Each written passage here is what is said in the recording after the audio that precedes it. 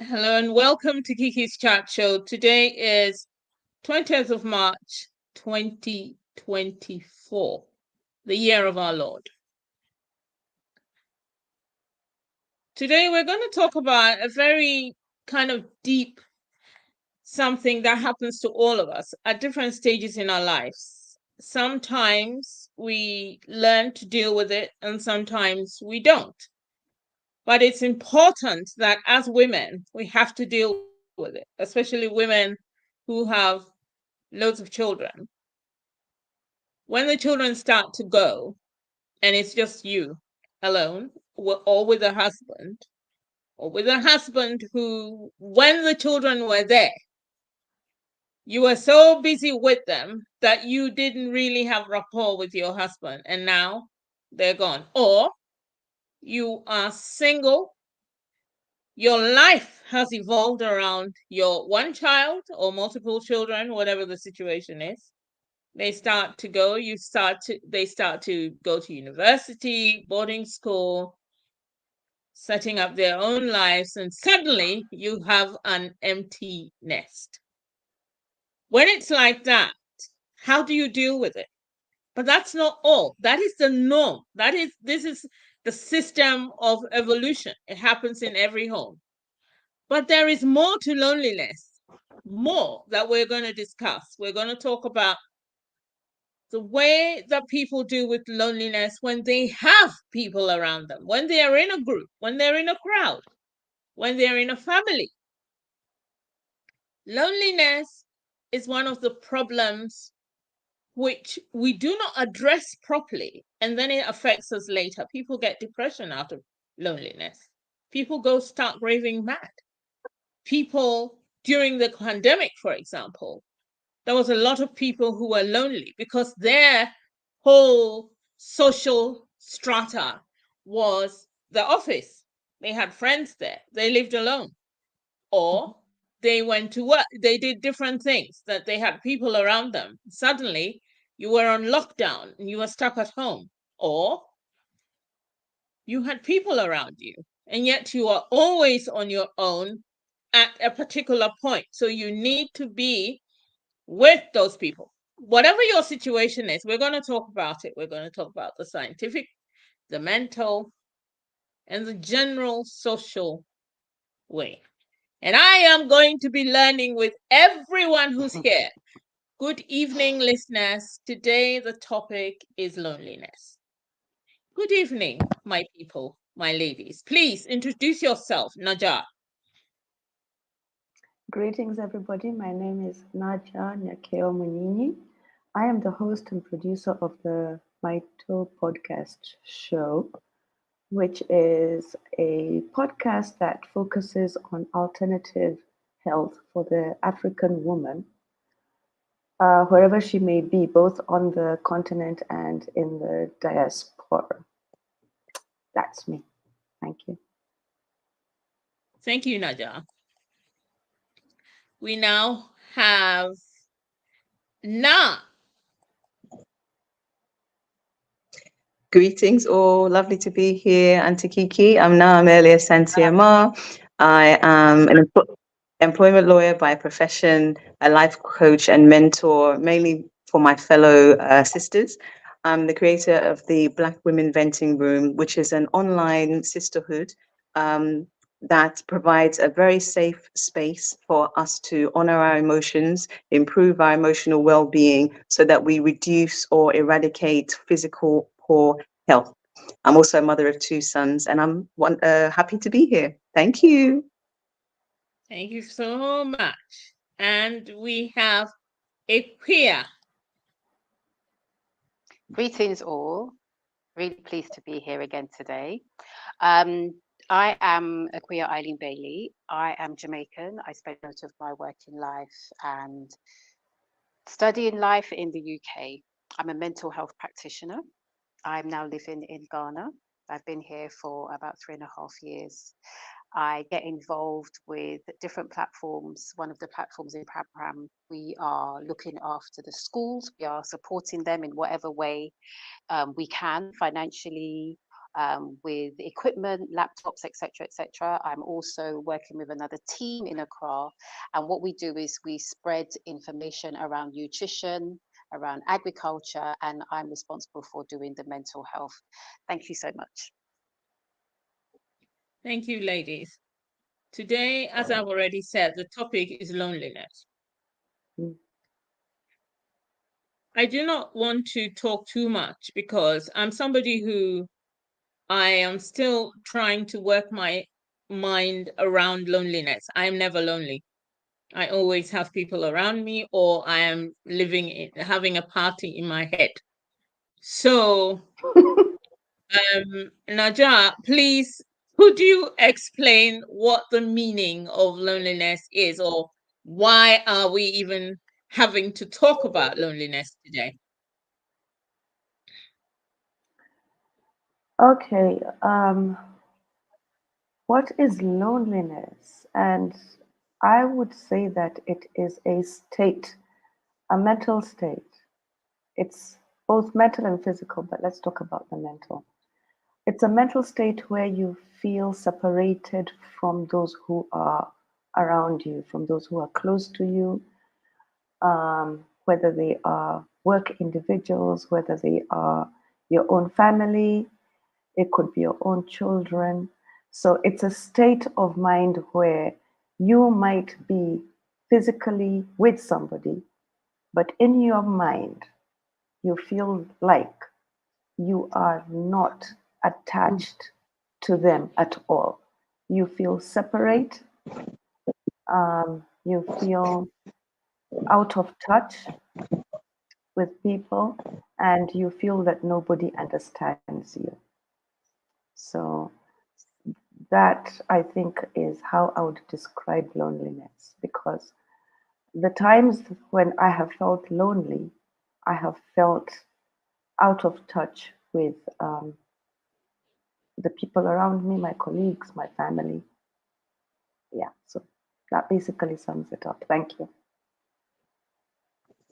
Ikuya, when people feel lonely, there are different types of loneliness. I mentioned them loosely, but could you elaborate more on, especially for women, where do women identify their loneliness?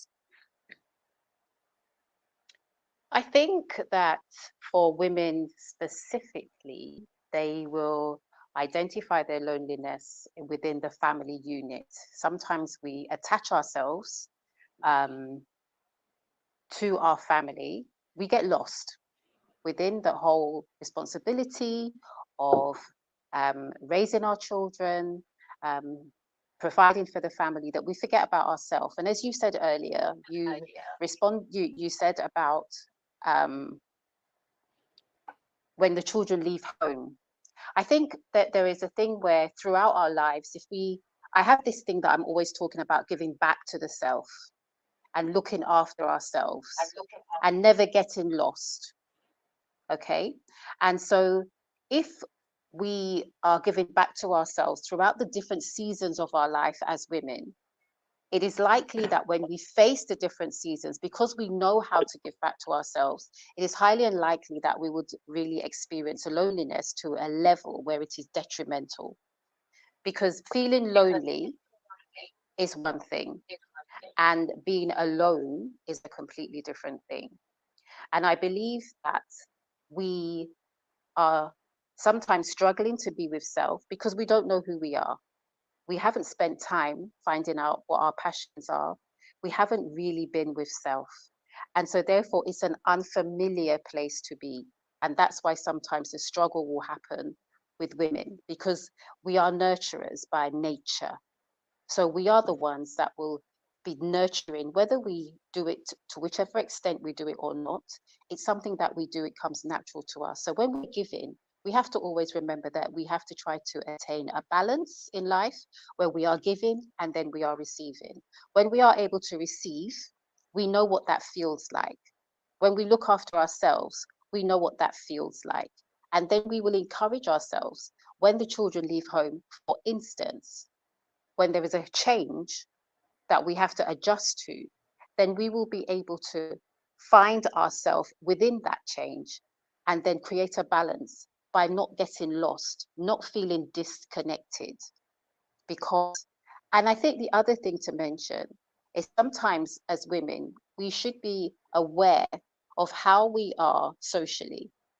There are women sometimes, for whatever seasons we are in our life, when we think about having a menopause and the different difficulties that that brings to the actual woman, it creates a way that we have to understand how we are presenting socially to the world.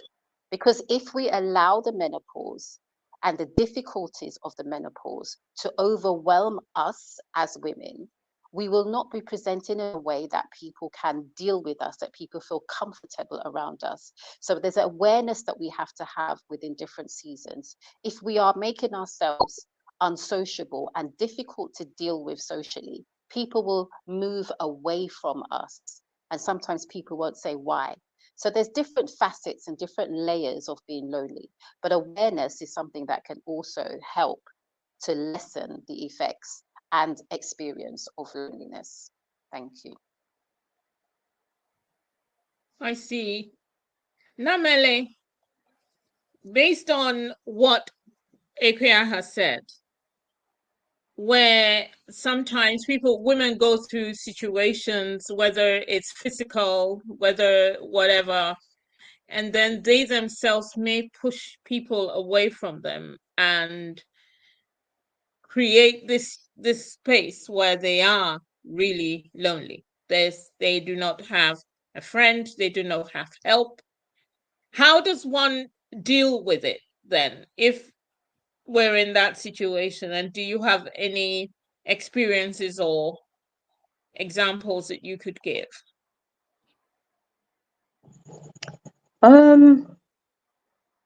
Pushing people away may be something that we do unconsciously.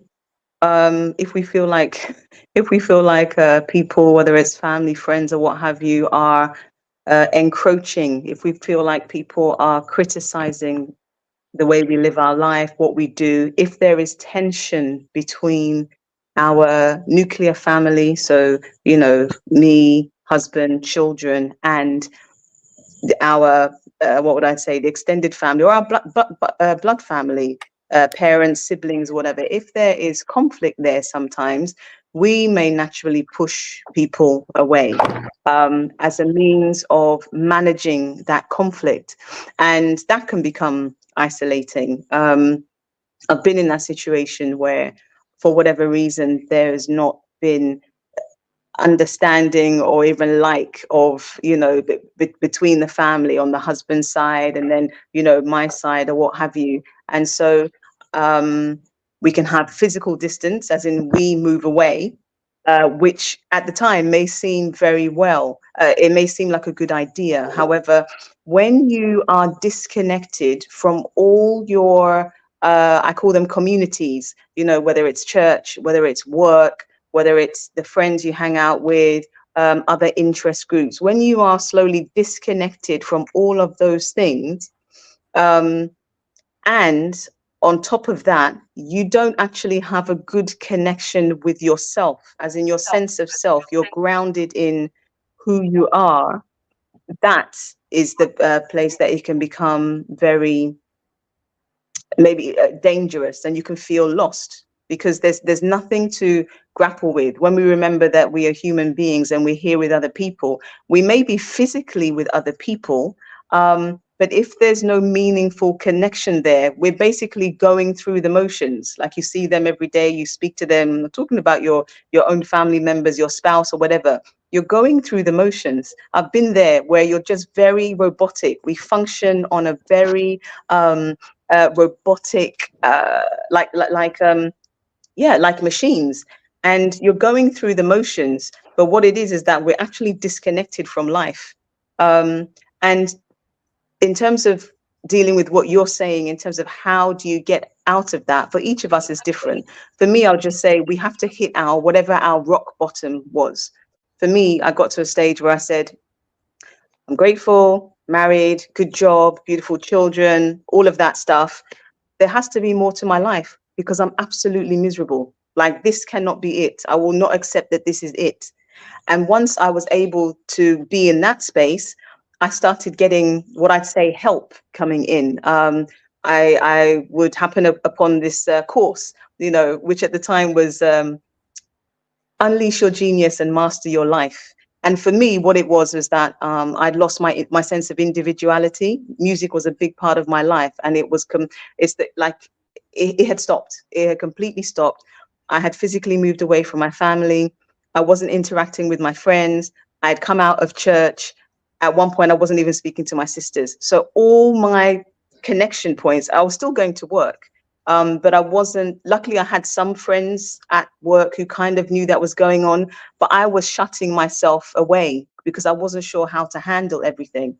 But it took for me to get to my bottom, hit my bottom, to say that, no, I've had enough, something must change. And then I allowed something to come in, like, okay, let me learn about what's going on. And it was only through that I realized, oh my goodness, I'm not doing any more music. I'm not singing, I'm not playing, nothing. So yes, I hope that answers the question. It does, in a way. One of the things which I wonder about, and I'm asking Najah this one, is, does it then mean that if, for example, the way that you described your situation where you were lonely, you moved away, or you were not talking to your sisters for a little while, and all of those things were happening, and yet you were still feeling that loneliness, that need for contact, etc. But you were in a marriage, you had children, and all of that. Najah, where does that then take you? Does that then take you into a dangerous place? Yes, it does take you into a dangerous place because now let's talk about this regarding emotions, because remember that emotions, energy is, sorry, emotions are energy in motion. Emotions. Now, loneliness is an emotion, it's energy in motion. And loneliness is a sadness. It's a sadness. Now, sadness on the frequency chart is one of the lower frequency emotions. And I can share a chart later, but it's one of the lower emotions. Sadness is down there together with grief and together with apathy.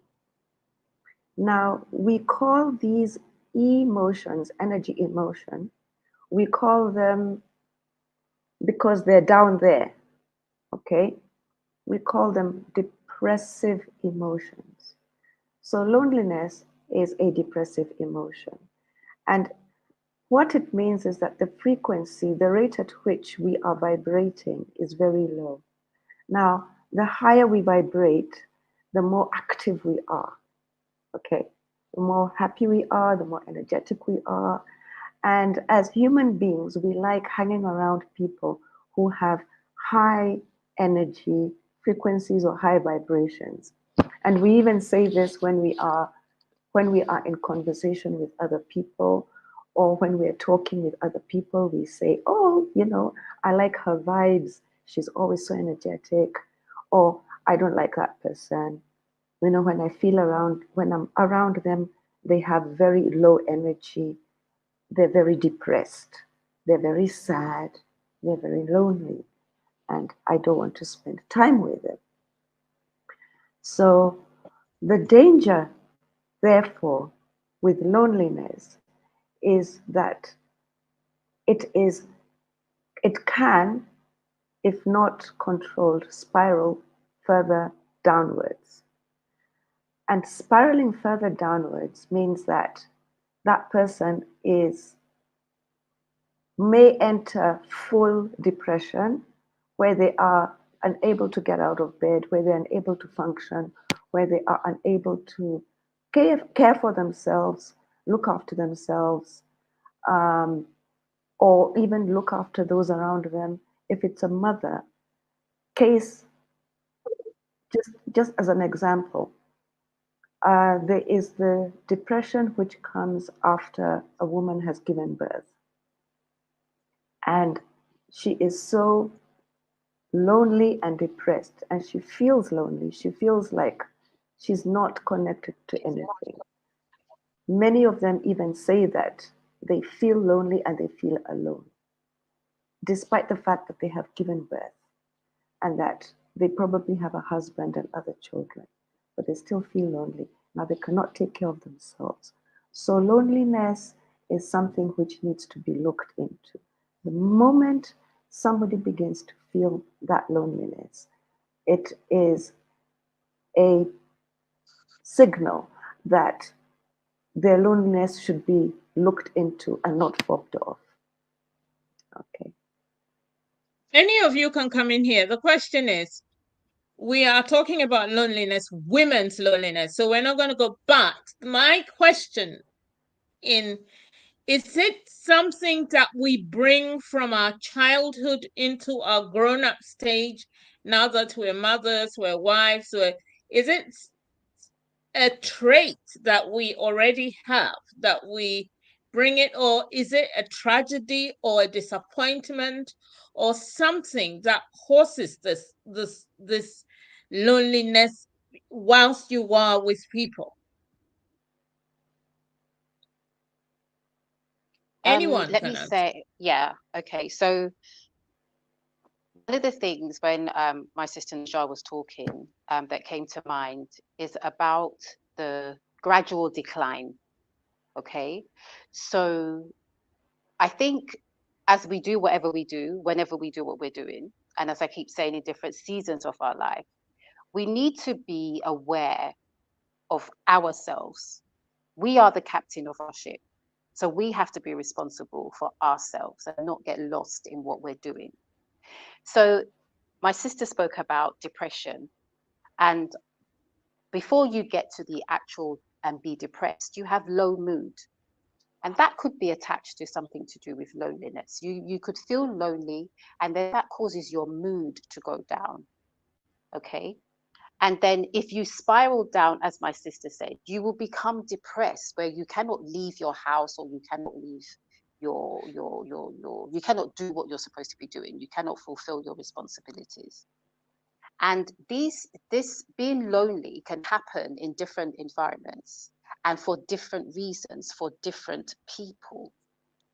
And so when you are in your family unit, you have to also think and maybe look at yourself, because the brain, in our brains, the chemicals that we release into our bodies feed us, and they have a bearing on what happens to us.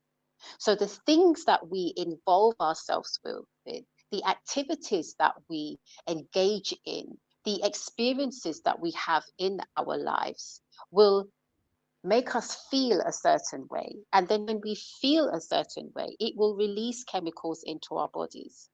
You can also you could be genetically disposed to feeling low or having low mood.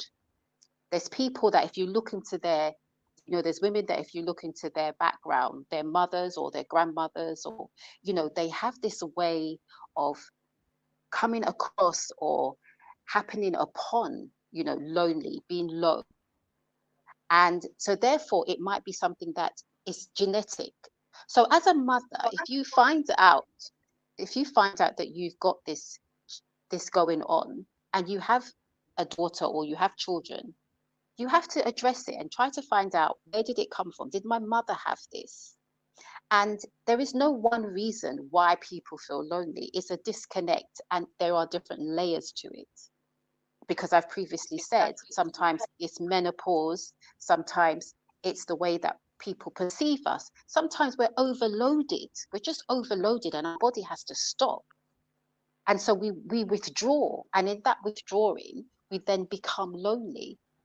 And what we need to understand is that if we forget about self will definitely get lost. It's just how it is. Self will get lost. And then in that losing of the self, we are then opening ourselves, opening our energies, opening ourselves to experience things that are not good for us, that doesn't serve us. And that's why I always advocate for people to find out what your passion is. And sometimes make sure you indulge every now and then in your passion.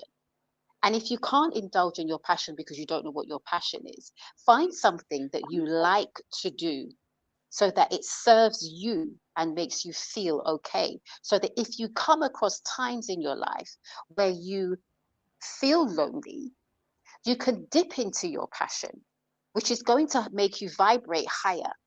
If you find something that feeds your soul, that you do. I mean, I see myself as a simple person in terms of, if I sit and I eat a pineapple for 5 minutes and eat that all to myself and have that all to myself, no sharing, I feel good. And I enjoy it, and it goes in and it feeds me, it uplifts me, it makes me vibrate higher. And if I continue to do that, now if I go to the beach, I mean, let's not even go there, because the beach and me, we are the best. There is no separation between the beach and I get what I need. So if I feel low, if I feel I've had a challenging time, a challenging period, a challenging day, a challenging hour, then I have to balance that with something that helps me to feel better, instead of not addressing it and then I get lower. As my sister said, the vibration, you get lower and you get lower when you don't address it.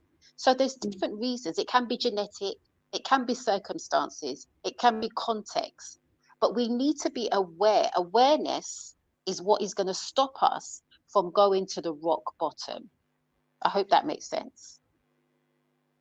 It does. It makes a whole lot of sense. Actually, as you were speaking, I'm the one who said earlier that the concept of loneliness is not really with me, because I'm always finding ways of doing, if I'm on my own, I'll do something or even sleep. But truthfully, as you were speaking, it reminded me of a time in my life where I wasn't lonely per se. There were people around, but I needed my own space. I needed to be away from all of that. And I found a place apart from that, my mind, where I would go physically, and physically, not in my mind, and I would spend alone time. I mean, I was lucky to be able to get someone to offer me a place where I could go and I could just be there. I could watch telly, I could read a book, I could sleep, and then I'd get up and come back home. I did that. There was a time in my life that I actually physically did that. And I never, it just struck me just now from what you were saying that yes, it's a possible thing. And Amelie, you wanted to say something. Please feel free. This is a chat. Say what you want to say. It was kind of combining something Najah had said earlier, and what the question you'd asked about if we bring things from our childhood. Everything is based on our childhood. Everything comes from, because we have a moment where those times when we are sponges and absorbing everything, it's like we're building or developing the blueprint for how we're going to live the rest of our lives, what lessons we're going to learn, things we're going to uncover about ourselves that we need to work on or evolve from. So in terms of bringing that from childhood into our adult life, and what Najah said about loneliness being a type of emotion, with our emotions, we will always have a first time that we experienced anything. The first time we experienced joy, the first time we experienced sadness, the first time we experienced anger. And so when we go through life experiencing those things, even though we will have different ways in which they will come back, there will still be a connection to the very first time we experienced the emotion, what we told ourselves that experiencing that emotion meant about us. you see. So it's like we rinse and repeat on some level the things that we are dealing with. So from that perspective, it's very natural, as in it's something that we would have, because there may be a memory there. So even though we're living something as adults, there may be a memory that, oh, something happened to me when I was young. And sometimes it's not, when you're talking about loneliness, when you're physically separated from people, and loneliness when you are actually in the midst of people, people can People. feel lonely when they're misunderstood. You know, if you've ever been that place where, like, you're the rebel, or you're the weird one, or you're the Mm, outcast, or you just don't mm, fit in, we can feel lonely in those times, mm, because we're feeling like nobody understands us. There's only one of us in the whole world that feels like this, or looks like this, or talks like this, or acts like that, you know. And it's good to remember that even in those times, how we can feel isolated and abandoned, but not for the lack of people around us, not for even the lack of people that are talking to us, um, but for the lack of people who understand us and accept us is also a big part of it that sometimes I think we can overlook. So yeah, I just wanted to touch on that point about how we bring it from our childhood. It doesn't have to be like a major thing. It's an emotion, like Najar said, and those things can be linked. So I wanted to add that extra bit. Somebody said letting others know that I self-isolate, and when I have a lot going on, recognizing this and letting others Mm. know, I find helps. So really, yeah, boundaries as well. I think boundaries. But you see, okay, so we've kind of broached on or discussed the whole loneliness thing. But what if you yourself do not acknowledge that you are lonely? Does that happen? You cannot see, you do not know, but things are going wrong and you do not know, is this the point where I talk to myself? Is this the point where I find space? Is this the point where I create the boundary? People, listeners, we're talking about loneliness, but we're talking about women, grown women like all of us, our stages of loneliness. This is not just anybody, it's just women who find themselves in that space, in that time, in that period of loneliness. Whatever it is, how you connect it, how you identify your loneliness, how do you then deal with it? I mean, the Princess of Wales at the moment is supposed to be recuperating and finding her own space and trying to heal and then come back, that sort of thing. So, do we manage to also say, I need time off? I need some time to heal myself. I need some time to X and Y. Do we, I mean, for example, if you have a disabled child, it's a 24-hour thing, and maybe you're a single mother, you never get time but do you even identify that I need a break? Can you even see that, oh God, this is not going well, I need to go away and sort this out? Do you see what I'm saying? Because I know somebody who it's a 24-hour thing, and it's constant, and it's even when you go away, you are on the phone, you just cannot take yourself away. How does one deal with this? Please help me. Sorry. Anyone? Well, let me just Go ahead, say, I Akuya. think, being overwhelmed is something we should indulge in regularly. Sometimes it happens that we have to be overwhelmed for a period of time. Okay? We have to, that's Yep. life. But that's why I keep talking about balance. So after this period of being overwhelmed, grab your pineapple, take yourself away, give yourself permission to have time for yourself. Respect yourself enough to make sure your community, your family, whoever, whatever, respect you enough to take some time out. The best way to take the time out is to do it regularly, whether you feel overwhelmed or not. Do not wait for the appointed time. Make it regular that you give back to yourself. Because when we feel overwhelmed, we are looking at life through the overwhelmed lenses. Okay? We are seeing things Okay. from that perspective. And so it's difficult sometimes. Back in the day, people will tell me stuff and I don't understand what they're saying. That's because I'm not where they're at. So I have to make sure that I create an atmosphere, and I have my sisters that will nudge me or talk to me, this isn't right. Think about that. Or there's a way. I'm not the easiest person. I'm not going to say that I am. I'm not the easiest person to deal with, but there is a way to reach me. And let me tell you, the universe will send people in your space to help you, to give you and do what you need to do. But you have to engage with that. You have to listen. You have to be aware.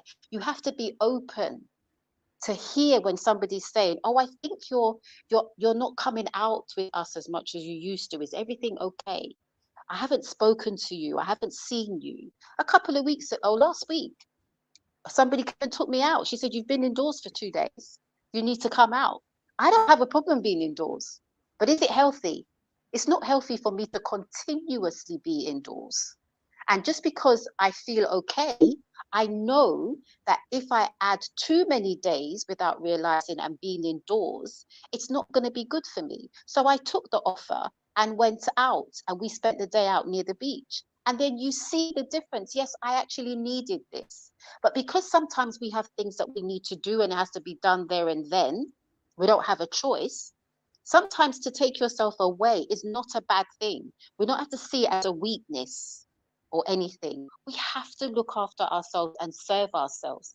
And the thing about loneliness and feeling alone usually has some connection with feeling overwhelmed. And as my sister said, not being accepted, not being heard, not being seen, or not being appreciated. So that's how we can do and feel. So it's important that we think about ourselves and think about how we interact. Have we got somebody that can tell us, "Look, I think you're sinking," and somebody to pull us out?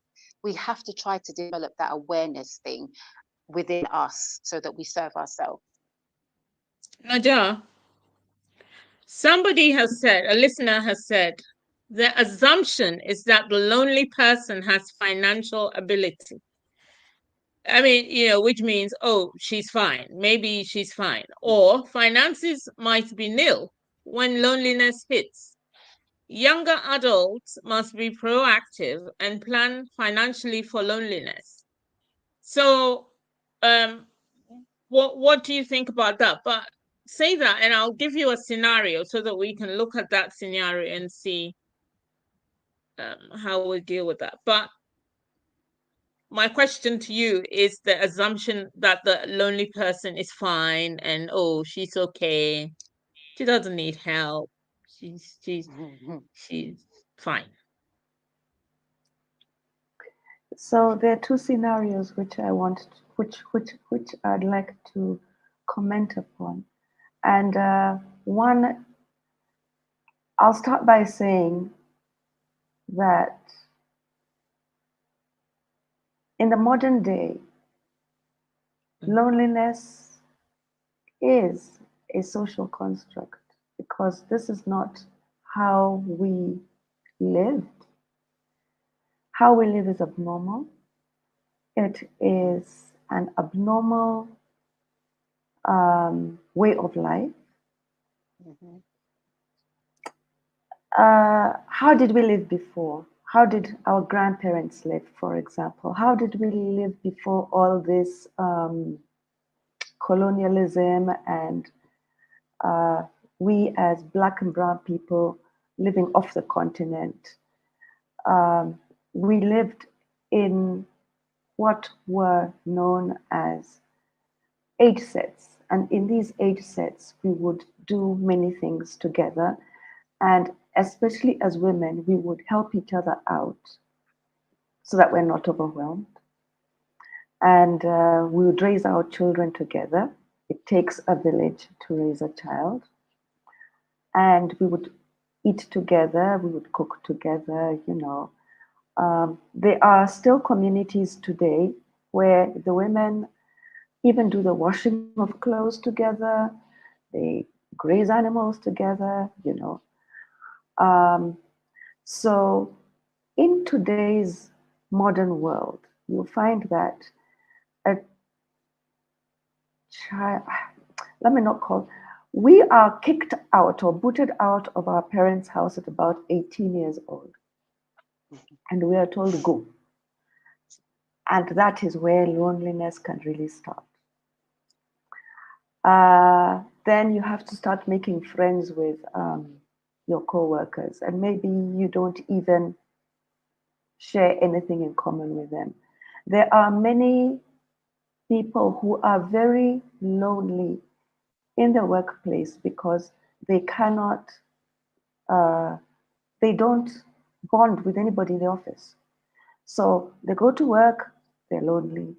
They travel the metro or the train or bus, they're lonely. Mm-hmm. And then they go to their little apartment and they're lonely. And they order for food out and they're lonely. And it's lonely. So there's that aspect which we need to think about. And we need to think about as women, as a society, as Black and brown women, and recognize it for what it is. It's not normal. Mm-hmm. It's not normal to do these things. Okay? So we cannot say that it's normal for you to send out your child to go and live by themselves in a one-bedroomed box and work and take care of themselves by themselves. It's not normal, okay? So there's that. Then there's the loneliness that women have within their marriage. And here I'd like to say that um, loneliness here is attached to a bad marriage, because in a bad marriage where your partner is narcissistic, and I'm talking here for the woman, I'm not talking for where this is Women's Month, yeah? Okay. So one of the first things that narcissistic men do is, guess what they do? They separate you from your friends, from your relatives, from everything. And then you start feeling lonely. You start feeling cut off. You start feeling desperate, and you start feeling depressed. So these are things which I would ask we as women to look at and to be aware of, and to tell other women that this is what loneliness looks like and it's not normal. We are human beings. We are matriarchal. We are built to do things together, not separate. Yes, That's right. we can have our me time. It's very important to have me time. Very, very. It's very important to go off and walk on the beach, like my sister Akuya says. Very. For me, I walk in forests. It's very important for me to walk in a forest and to hug a tree at least once a week. And if I don't do it, I feel off. However, I cannot live like a hermit, even if I wanted to. And I did, yes. But it's not normal. When we go off to be alone, we're usually doing it to heal. We're usually doing it we're going through a season of healing. Therefore, we need to separate ourselves in order to heal, and then we come back into society. But loneliness itself is not normal. Thank you. How do we then get out of loneliness? Because you see, all of us here, we have methods of doing that. But what if it's somebody who doesn't have the method? How do you deal with it? We still haven't actually hit on, and we're in the last segment of the discussion. So we need to find solutions to how people can deal with loneliness even when they are not able. When you are not able, that is when you suffer the most. And there Mhm. is where you need, for example, you touched on an example where you could be in an office. For example, now people are in situations where maybe you are working from home and then the boss wants to get rid of you, and then you don't know what's going on. Some people, it's hybrid, so some people are going in, some people are coming out. How do you then deal with that whole thing, especially when your colleagues, it's as if you're disturbing them? So you call them once, you go, so one of the colleagues says, oh, why do you keep calling me? I'm busy. That sort of thing. So then you leave them. Um, but then it puts you, this is just an example where then you are out and they are in, kind of thing. Troubles. How do you deal with it? It's, and this is for a person who is at their wits' end, really, and don't know what to do. Not just the office setting, it's just an example, but it could be in your home setting if you're married to a narcissistic person, or um in whatever situation that you're in. In fact, some people may have their children with them, a single mother, 3 kids, and the children go off to school, or they're just horrible to the parent. So the parent is practically on their own, in their own. How do you deal with that? The No. comment that's come up on the screen is is a reality. No, I don't make the assumption that um, it's easy for people to, not easy, but in terms of things that the people need to do. And that's why I said for me, I had to hit my rock bottom. There's no magic wand. And although we sit here and we want to help one another, help our sisters find the solutions, we must also recognize that we are all on our own unique journey. So just think about the sisters, the women that you've been around, like Auntie Kiki was saying, it's like you can see they're in a situation and you're trying to assist them, but they don't want to listen. Or, and you try to give them advice, but then they always have a response. They have a way of justifying where they are, and then they'll come back to you and they complain about the same thing. That's an unconscious choice. And I say unconscious because I'm very careful about how we may judge people without really understanding the situation they're in. It's very Mm. akin to the example when people will say that, oh, but this person, the husband is like this. Why doesn't she just leave? Oh my goodness, she left. Why did she go back? Because you're coming from a place like you care about the person, but we're not really seeing how hurt, how damaged, how the person's state of mind that will put them in that position.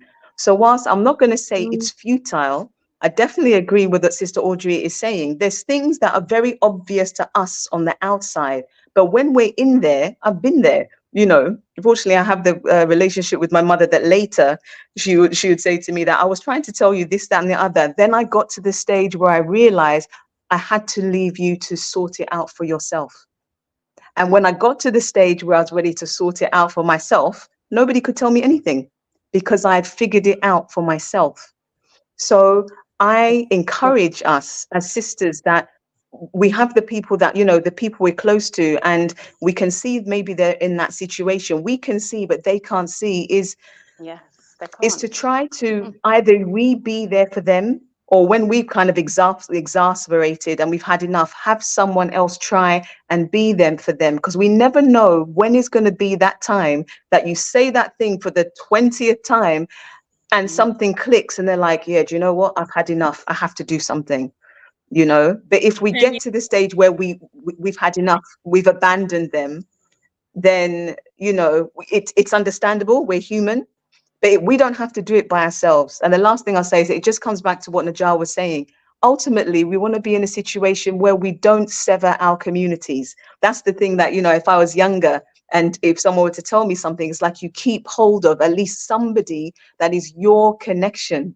Because that's the thing, that you don't have to be physically with somebody. In the situation you're talking about, who can you call? That's why we have a venting space.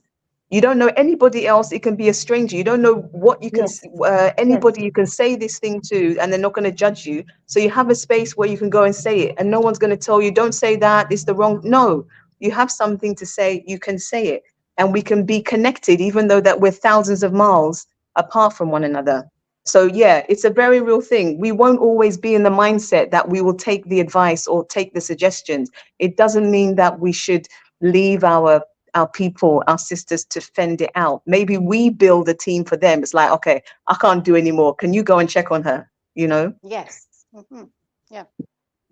Can I just add to that as well, in terms of the person who is lonely and doesn't really know what to do, or they're just overwhelmed? There's always, I mean, in the UK, for instance, the Samaritans are 24/7. Yeah, so we can share information amongst ourselves. And if the person goes to the Samaritan or they ring the Samaritans will give them some other information. If you can't, or you don't want to approach a therapist to sit down with one to one and give yourself time for whatever reason, maybe you feel that you don't want to do that because it's too much for you, or it's too uncomfortable, or you don't want to be embarrassed, then there'll be another sister. And sometimes, if we see somebody going through something, we have to understand that we will never understand exactly why that person is in that position. We will be It's going making a through that. decision, and we will be saying they are in that situation because of what we understand and what we see, but we are never them. See, when as a therapist, when the clients come to us, we do not tell them or give them advice. We walk alongside them with the information they provide to us. We build a framework so that we can understand, and then we walk along with them. Each individual actually knows exactly what they need. But what we can do as sisters is to always hold space. Just try to be available. And as my sister Nar said, if somebody comes to me and I don't have the time, I should be able to ask them, just Sister Najjar, could you check on so and so because I'm busy doing this, so that the person is always held and we don't lose the person. And sometimes it could also be that I don't have the patience for that person. Their personality gets on my nerves, or I can't deal with them because of who I am, not because the person is bad or the person is good. It's just that I personally, and I'm telling you now, I personally can't deal with everybody. With all of my training and everything, I am not for everybody, but there is somebody for that person. And so therefore I can say to that person, but it's not for me to say, you're not feeling how you're feeling. We have no right to ever say to somebody, no, you're not feeling that. That person is feeling what they're feeling, and we need to honor that. If we don't know what to do, then we need to then also give that person information, give them the information of professional institution, or in the case of somewhere like Ghana, we need to hold space. There will be a sister here, there will be a sister here, there will be a community, and there will be a so community that will be able to hold space for that person. yeah, so what if, in the present day, people are doing DIY. They're doing DIY eyelashes, DIY eyebrows, DIY this, DIY that. So what if the person can't talk to anyone? Because look, in truth, I mean, the example I gave you about the person who had problems in the office and all of that the reason why she was trying to contact people around was just to It was a way of help, really, of being in the loop, because it looked like she was being ostracized, etc. Some people were busy, some people, but the unsuspecting ones, the ones who she thought were her friends, they were just too busy to deal with it. But the ones who she wasn't really that close to, they were the ones who were calling and, how are you doing, and blah, blah, blah. The problem, what I'm trying to say is, you may find yourself in a situation where the people that you are asking for help do not help you. Now, one of the things that you said, which I need to come to you about, Ikuya, is the ways that we are in Africa is that when you need help and you go to someone, you want them to give you advice because you're wondering, how am I going to deal with this? I need some advice. It doesn't mean that you're going to take that advice, because everyone tailor makes their situation to suit. However, if you go and the people are not giving you advice, the therapist is not giving you advice, and it's just skating around the issue, is it not frustrating? I don't know therapists that skate around the issue, I think so I Najah has can't. put her hand up and she wants to answer this question. Okay, okay. Sorry, I'm not a therapist in the normal sense I of know. the word, because I just say Ikuya is. what comes out of my head a lot of the time. Mhm. One of the best pieces of advice that I can give to anyone who is depressed and someone who is lonely is to go back into their childhood and write a list of the simple things that made them happy when they were children, and the things that they used to do when they were children. Now, it might sound so silly, but let me tell you something. I used to stand in the middle of a room, put my hands out, and turn around in circles. And that would make me so happy, because at the end of the day, we have three personalities within us. That is me, myself, and I. So, how can I make myself happy? How can me do something to make myself and I happy? What were those things that I used to do that used to make me happy as a child? Because those things did not cost money. They didn't cost money. I found that also that what I used to like doing was reading books. And there was a time when I was a little bit broke and I couldn't go into the bookstore and buy books. So I went onto my laptop and I got Kindle and I started reading books. And I also like listening to music. So I got some earphones and I started listening to music. And I also realized that sometimes when I listen to music with my headphones on and I'm walking to work or walking home or going to work or whichever it was, sometimes when a particularly nice song came along, I'd do a hop, skip, and jump, and I would be happy. What if you And are that just too extra sad? boost of No, energy Naja, would, what if you are so sad that you can't hop, skip, and yeah, jump? What do you do? Because I know people who you write, it has. yes, that's what I'm saying. You write the list. You write the list. You write the list of the things that used to make you happy. and you work on your list, because sometimes you can't hop, skip, and jump, but you can read a book. You can do just one thing a day, just one, which will make you happy and which will remove you from that cycle of loneliness. Because Mhm. that's what we need to get away from. So you look for the one thing, you write a whole list. Because honestly, let's when we are working on ourselves, we need to be serious. We can't do, oh, okay, please help me. Yeah, we have to be serious about it. Okay? We have to work on ourselves. We can't expect the next person and the next person and the next person and the next person to help us. We have to work on it ourselves. So you write the list.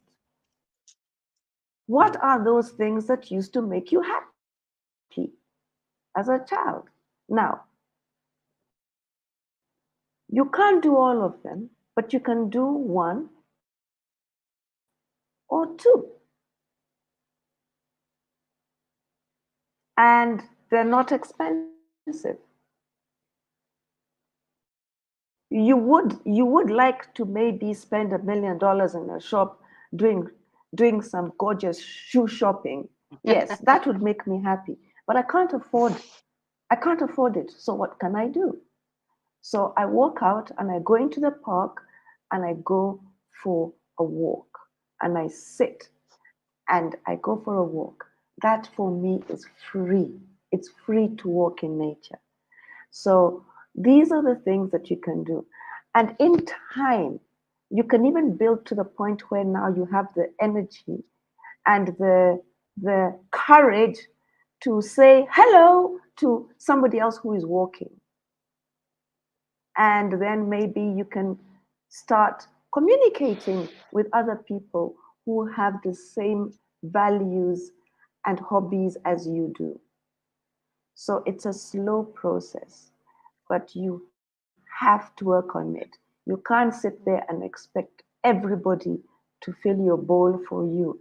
You have to go get the rice and fill the bowl of rice for yourself. Thank you. I'm done speaking. And can I Ikuya, just interject? Yeah, can I just yeah, I interject needed there? you to come in, but I need Yeah. to ask you a question, which is, Uh-huh. what if you are widowed? If you are widowed. Oh, well, Yeah. that's bereavement. Yeah, that's bereavement. So you would have to have specific bereavement counseling for that.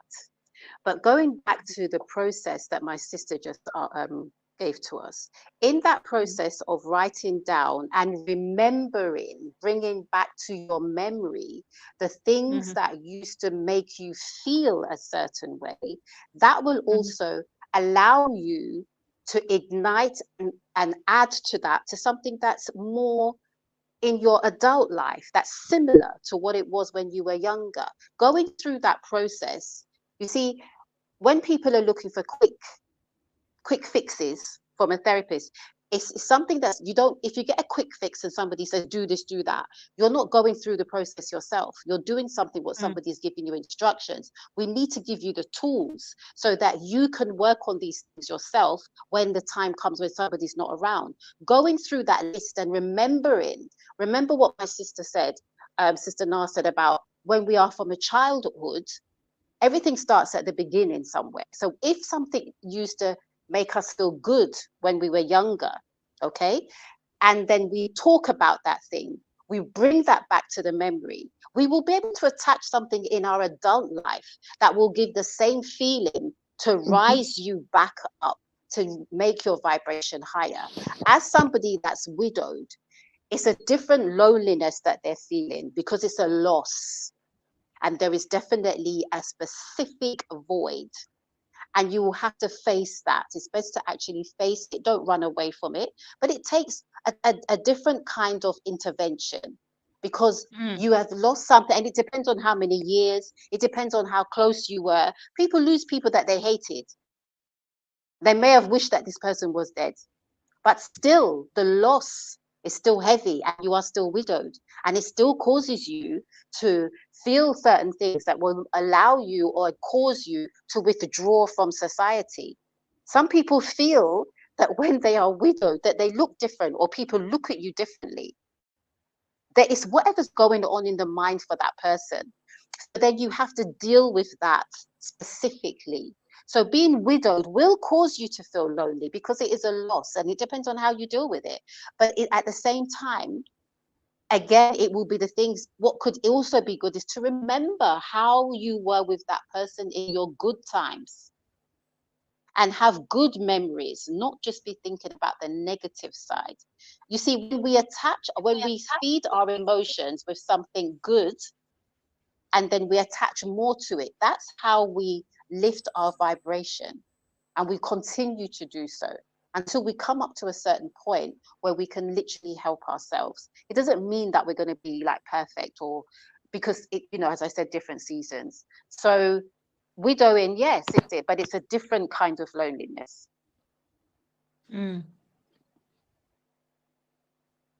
We've gone over. Now, Mele, what would you like to add to this, so that we I kind of wanted to find answer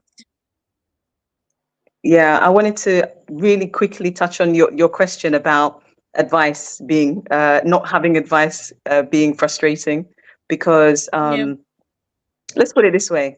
So as a lawyer, I'd give legal advice. If I'm working for a firm or what have you, that firm is covered. They have professional indemnity insurance. If the thing that I say doesn't work out well, or it's negligent, the person who have advised, they've got a comeback. They're coming to blame the firm or whatever for the thing that I did.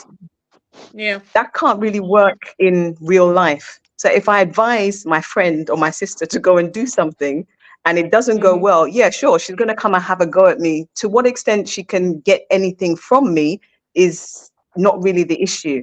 But when we give advice versus helping someone to work out their own options, when they work out their own options, they can take self-accountability, self-responsibility for that. If we give them advice, they can always point the finger at someone else. And that's why, like, I understand why my mum allowed me to get to wherever I needed to get to in my own time, because when I was ready, nobody was telling me nothing. I'd made up my mind. Whatever the consequences were, I would own them. If they were bad, I'd have to deal with them. If they were good, I would take the credit. So these days, and definitely in the corporate world, well, maybe in the UK outside, there's a definite shift to making everything more about coaching people rather than instructing them, telling them what to do. So it's like we've only now got to this place where we want people to be accountable for the things that they are doing. And for us as women, that's really important. It's important that we take back or find our power, whatever it was that shrunk us. It's important that we find that. So if we're advising our sisters, we're not really helping them. We're not. We want to help them get to a stage where it's like, okay, I may be overwhelmed. I'm not sure what the right thing is, but I've listened to everything and I think I'm going to do this thing. The last thing I said is I love this response Iyanla Van Zandt gave to a sister who was asking about how we help people, I think, without overgiving. And she basically said that when we help people, we are doing what we think is right for the person to do. When we support people, we are doing what they are asking us to do to get to where they want to. So they can own that. We want each other to own our stuff. We don't want to be telling people do this or do that. So I wanted to make that point, because it's in terms of, reclaiming our self-empowerment. It starts with self-responsibility. How do we help each other claim, like, okay, I'm going to do this. It may not be right, may not be wrong, but I'm going to do it. I'm going to own it. And yeah, if it's good, I get the credit. If it's not good, I'm going to somehow deal with the consequences. For me, that is the empowered place to be. Naja.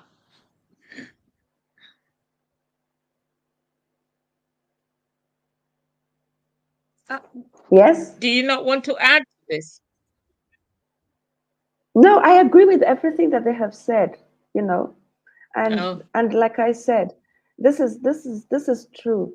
You know, when I said that we cannot give anybody the bowl of rice, they need to go and get it for themselves.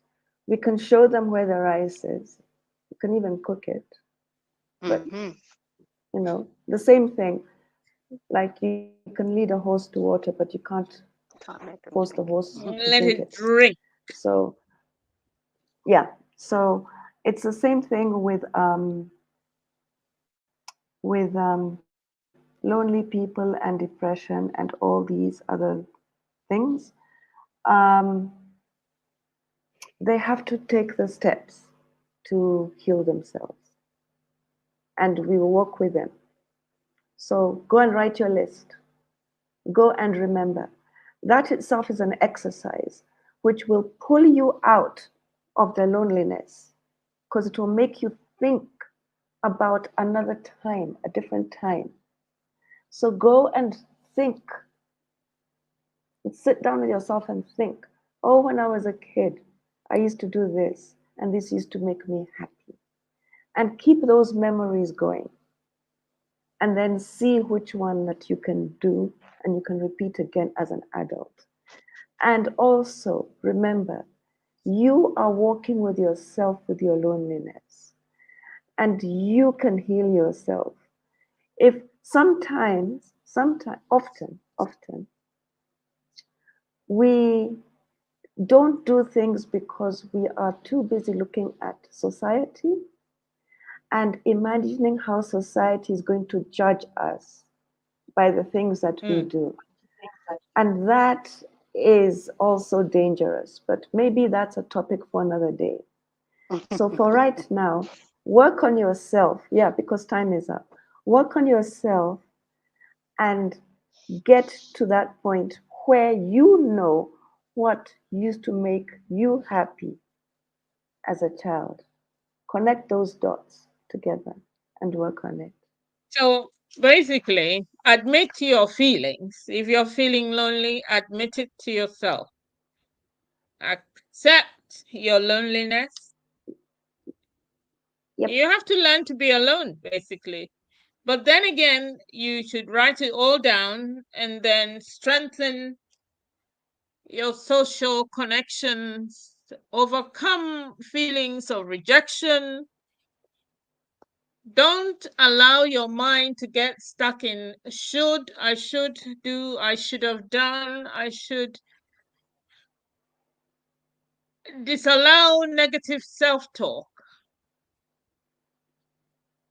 Challenge negative perceptions of social situations. So basically, everything that each one of you have said, I've put it in a nutshell. So make a plan, write it down, try and find a hobby, explore your faith, bond with your dog if you have one, or get a dog. Hey. Have realistic standards, think beyond yourself. Reach out to a lonely person, call someone, a friend.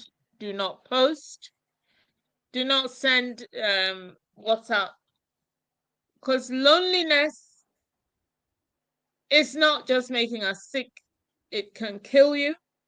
Loneliness, there's this thing they say that the devil makes work for idle hands. You know, you may start thinking negative Yeah. thoughts even when you're lonely. Yeah. Loneliness can be a serious health risk. And studies of elderly people and social isolation have concluded that those without adequate social interaction are twice as likely to die prematurely. Yes. The increased Definitely. mortality risk is comparable to that from smoking. Mm-hmm. So loneliness is quite dangerous, and I think we've gone the whole gamut. We've talked about loneliness as much as we can when in regards to functioning women who are functioning, who are doing things, who are working, who are living even in a marriage, outside of a marriage, whatever they're doing. A certain age, women of a certain age who are busy with their lives must stop and take stock. And once in a while, do something that you like. I would like you all to know that this earring was a gift given to me by a very good friend of mine. And my scarf is all. Beautiful. And yes, I was telling Najah before you guys came, or even before anyone joined. And so I am very happy. I have my new earrings and my scarf. Something new, something new. It's always raising my vibration. Exactly. So once again, I would like to thank you ladies for coming. I am very grateful that you have graced my screen yet again. We shall be back next week to talk about another important topic, which I shall send out to all of you. Thank you, listeners, for joining us and staying. And for those who will now come, yes, I'm learning to do this as well, to say thank you, thank you, thank you, thank you. I didn't used to do that before, but I think I like it. And I'm even going, people, I'm even about to start wearing not this type of headscarf, but covering my head and a bit of my face. I'm kind of, I don't know whether I should start doing rich auntie vibes or Rich auntie, rich auntie, rich rich auntie. auntie vibes. Yes. But something's going on in Yes, my head, rich you know, auntie. people. And Jesus. there's That's something going on hilarious. in my head. Yes. And I'm going to be displaying it New soon. So, season. yeah. New season. It looks good, so keep doing it. It looks good. Mhm. Oh, thank you, darling. Yeah. Thank you. This is a whole new me. As you can see, Mm, even the earrings, a loving whole it. new me. Mhm.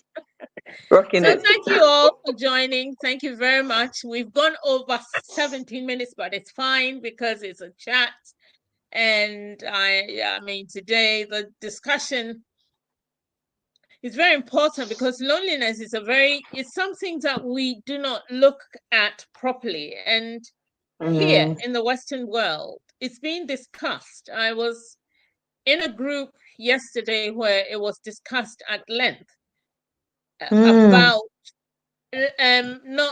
not it wasn't a venting room. This was in a group of people who were talking about how loneliness was killing especially elderly people, and how Yes. the whole family have been moved, you know, the whole distraction of family, where if you look at the royal family, say it wasn't the example that was given. Is if you look at the royal family, they keep all there with their old people there, you know, and then the rest of the the country, they are telling you to take yours to an old people's home and do this and do that because Is it? and the Is it? structure Ah, ah. and the structure of the country is such that people have to work, and so there's nobody to look after the grandma or grandpa or whatever, and so you know the And whole thing where is is the money unraveling, and from? they're Let me becoming not aware even of it. talk. Where is their money from? Let me talk. Let me not comment. Don't Because we start. might get booted off YouTube. You know? Yeah, we might But get, yes, you know, they so we've they been can on we've afford, because where do they get their money from? To live like that? All of them. Huh? Mm. so that we don't get booted off, but I thought I would give you the vein of what is happening now and what people are talking about, and it also bordered into immigration and the fact that people have to come from outside. The racist ones in the group were talking about how they didn't understand why people will come from outside to look after the oldies, and then they don't look after them well because they're not qualified. Somebody asked them, what do you mean by not qualified? And so on. And, it became a huge thing because it was different people, different communities, all talking. But the basic thing we all agreed on was the fact that people have bought into a system that is not working, basically. Exactly. The tragedy, Exactly. though, Mhm. the It's not tragedy working, yeah. is Mm. Africa likes to copy. Well, not all African countries, but some people like to copy. So even though these people are seeing the mistakes and are talking about it, we are now building old people's homes in Ghana. We're not Mm. building. We've refused here. No, no, no, no, no. No. So yeah. Go Uh-uh. Kenya. So people, thank you very much. Last. I need to go off now. We've shared Okay. and we've even shared extra. Next week we Mhm. shall talk about Thank you. matriarchs, mothers, that sort of thing. So thank you, listeners. Thank you, thank you, thank you, thank you, thank you. Bye bye. Bye bye. Oh gosh, Jesus. Thank you.